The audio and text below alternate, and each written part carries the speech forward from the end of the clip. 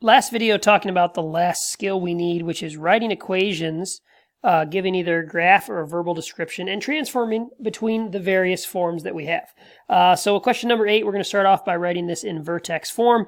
Clearly from the graph, we see the vertex is at -1, +6, or +5 rather. For the a value, we see if I go over one step, we're actually going down 2 units. Normally when we go over 1, we go up 1, meaning that my a value here is going to be -2. So putting this all together, y equals -2 times x plus 1 squared plus 5. So we read it as the opposite x value as +1, and then the same y value as +5. Now, if I were to ask you to turn this into standard form, standard form again being y equals ax squared plus bx plus c. Basically, we just need to multiply this all the way out. So looking at this, if I wanted to go ahead and multiply all this out using our idea of PEMDAS, we're going to start by using the exponents since we can't simplify inside the parentheses. Squaring means that we just multiply by itself. So if I took x plus 1 times x plus 1, we would just use the distributive property on this.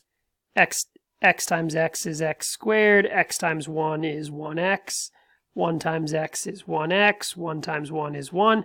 Combining like terms here gives us x squared plus 2x plus 1. Now all of this is what we just did in yellow. That is still being affected or multiplied by the -2 in front. So we again have to just do the distributive property. -2 times x squared, -2x squared, -2 times 2x, -4x. -2 times 1 is -2, and we still have that +5 hanging out at the end. Here we're just going to combine like terms, only the constant terms left to combine. So that gives us our equation y equals -2x squared minus 4x plus 3. Now, interesting to note in terms of this conversion, all we were doing here is using the idea of squaring something, using our distributive property or our FOIL method, as some of you may have learned in Algebra 1. Here again, we're using the distributive property, and here we are just combining like terms. Nothing really new happening here other than just we're doing all of these pieces together at once. So we have an equation in vertex form, and we're able to convert it into standard form. There will be one of these on the quiz, not this exact problem, but there is going to be something similar. Please make sure we know how to convert between vertex and standard form. Also, it could be intercept in standard form, but we need to know how to convert to standard form, multiplying things out using our Algebra 1 skills. Question number 9, same idea. Let's start with the vertex. Here we can see the vertex is at 1, -8. A value here, the only clean point that we're given, it looks like right here we went over 2 and up 2, but let's count this distance. This is a 4, and this is up 8.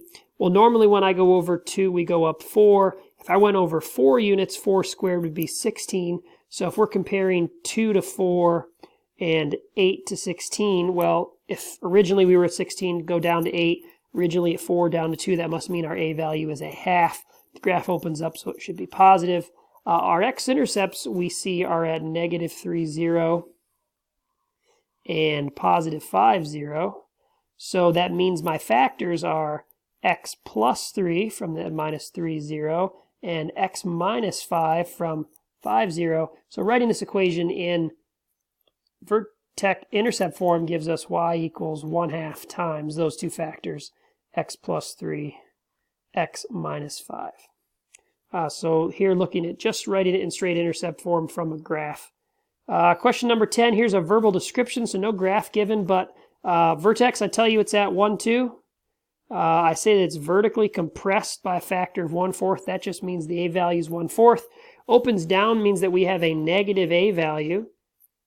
So putting all these together, we have y equals -1/4 times x plus minus 1. We're using the opposite values, -1 squared, plus 2 for our equation in vertex form. If I asked you to convert this into standard form, let's take a look at that. If I asked us to convert to standard form, y equals -1/4 times x minus 1 squared plus 2. If I asked you to go ahead and convert this to standard form, let's see what that looks like. I would start by trying to put things together in parentheses. We cannot, so we're going to go ahead and multiply this out. X minus 1 times x minus 1, giving us x squared minus 1x minus 1x plus 1. So x squared minus 2x plus 1 is all in parentheses, and we have that negative 1/4 and the plus 2 on the end. This one looks a little bit weird, but we're going to keep multiplying here.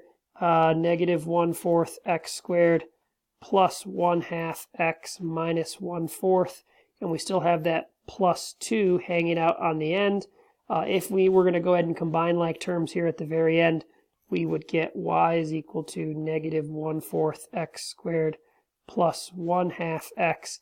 2 minus 1/4, or 2 minus 0.25, gives us 1 3/4, or 1.75, and we would have our answer. This one's kind of nasty. I would not give us one of these as difficult on our quiz. It would look much more similar to the one we had done on the previous page right here, looking at all these whole values. But again, the process is exactly the same. Squaring, distributive property or FOIL, again, distributive property of that constant a term, or the coefficient to a term, and then combining like terms in the end.